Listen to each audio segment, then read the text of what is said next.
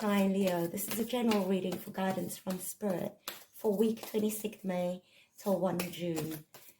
This is a general reading, so it will not resonate for everyone. Please take what resonates and leave the rest. Let's see what Spirit wants to share with you.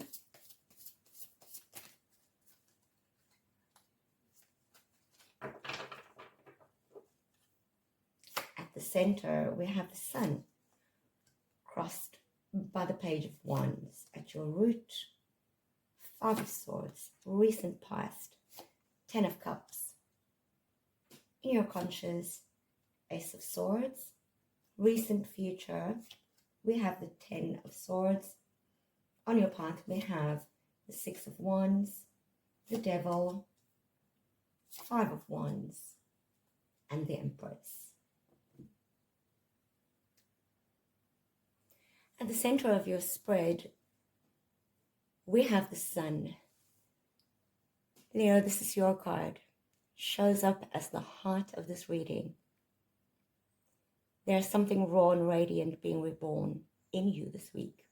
This is joy, yes, but it's also revelation, where masks fall and shadows recede under the weight of truth. Spirit is spotlighting the purest version of who you are, beyond the roles you play or the strength you always try to embody. You are being reminded that happiness is not a destination, but a frequency you allow when you're aligned with authenticity. Your immediate challenge crossing the Sun is the Page of Wands. There's a spark trying to find its flame. The challenge here is that youthful, restless part of you that wants to explore new passions but hesitates.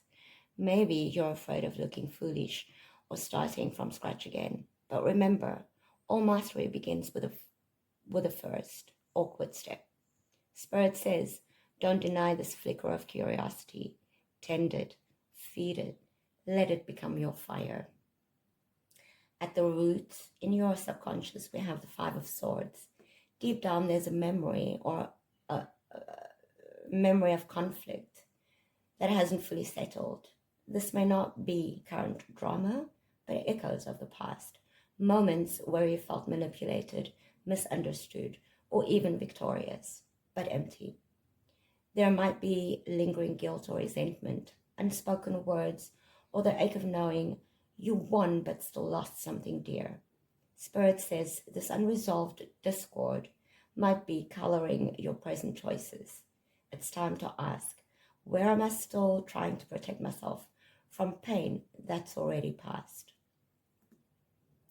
In your recent past, we have the Ten of Cups. You've had a glimpse of wholeness.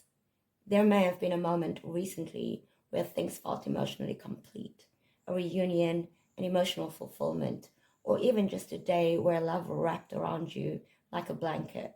But this card also speaks of the illusion of perfection. Did something once feel perfect only to slip away? Don't cling to that image. Let it teach you about the kind of emotional home you deserve to build. In your conscious mind, we have the Ace of Swords. You're craving clarity, truth, a mental breakthrough. You're done with half-truths, with things left unsaid and pretending. The mind is sharp now, perhaps even cutting. Be mindful of how you use your words this week. The sword can defend or wound, but it also represents triumph over illusion. You're finally beginning to see something as it really is. In your near future, we have the Nine of Swords. Sleepless nights, anxious loops, old fears. This is where the mind turns against itself. Spirit gently reminds you, not everything you fear will come to pass. This card is not a prophecy, but a mirror. What if the scariest thing isn't what will happen, but what you believe about yourself when you're alone in the dark?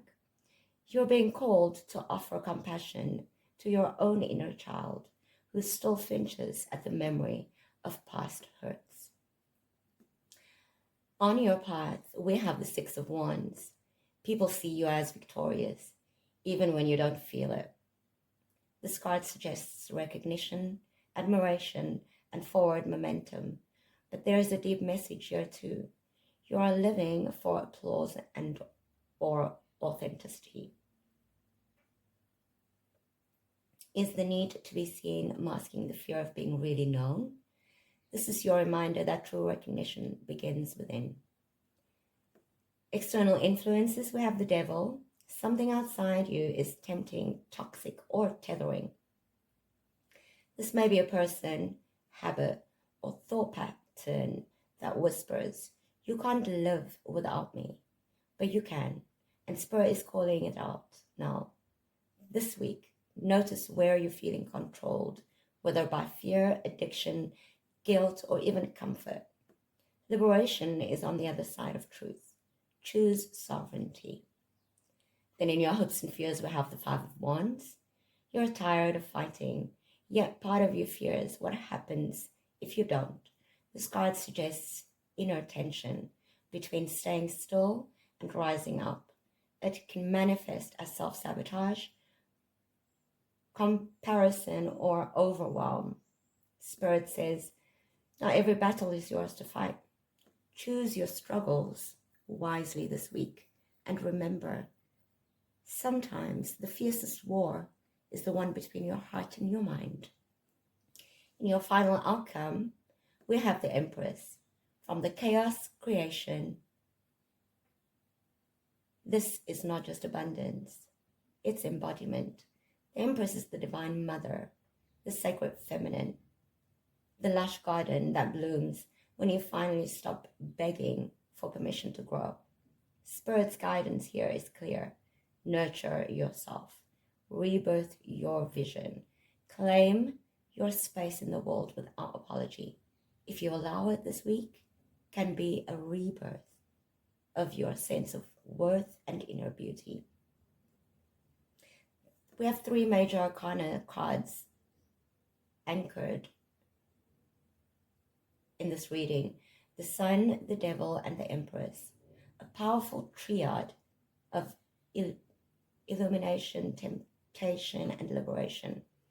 Spirit is showing you the cycle of clarity, shadow, and reclamation. You're being invited to remember your light with the Sun, face your chains with the Devil, and choose to create life on your terms with the Empress.